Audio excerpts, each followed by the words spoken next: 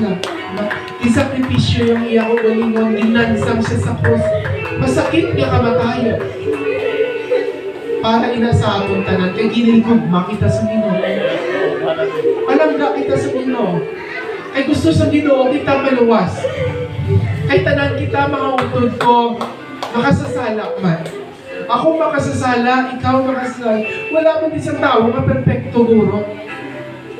Ang ako sa Bible, ang kabayaran sa atong kasalanan, sa atong mga sala, kamatayon. Pero ang kamatayon, din bayaran na to sa atong Ginoo para kita tanan maluwas. So, ang atong nilamang obrahon dire, kinanlan naton uwan ang Ginoo. Batunon ang Ginoo sa atong kabuhi. Pasalamatan itong mga Ginoo sa mga sakripisyo sa Ginoo sa aton. Have you ever realized na palangga ka sa Ginoo? Siguro kung ari ang Ginoo, Lord, kamukuton mo siya, ano mo kulod ka palangga? Siguro ang Ginoo pakita sa kanya mga kamot sa cross ng Kalbaryo, magasilin sa aton, ang mo kung ikaw, sini ka palangga. Amo ko ikaw sini ka palangga, nawikin ako mag-suffer para sa iyo. Amo ko sini ikaw ka palangga, isa masakit, mabutlay. Ihatag ko mga mabutlay para sa iyo.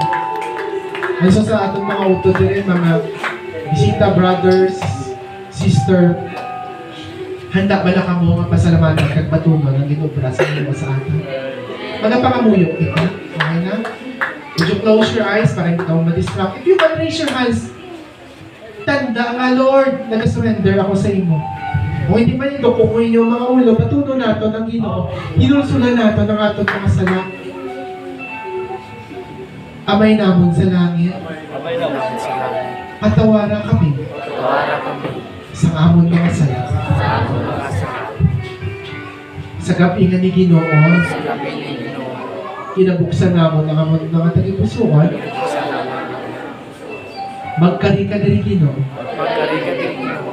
Ginabaton ka namin. Di ng amon personal na manluluwas. Diyos kaghari sa amon kabuhi. Sa pangalan ni Jesus. Amen. Amen kamay sa langit. Salamat sa mga anak na hindi nabasa sa Lord. Lord, pagkamayuwa sila ninyo. Lord, maghikot ka sa ilang mga kaboy. Lord God, I pray na ini maging umpisa sa ilang mapinungamon na pag-alangan sa inyo sa pangalan ni Jesus. Amen. Other brothers and sisters, let's continue to banter. God bless you mga utod. Pwede na kita magpanbalik sa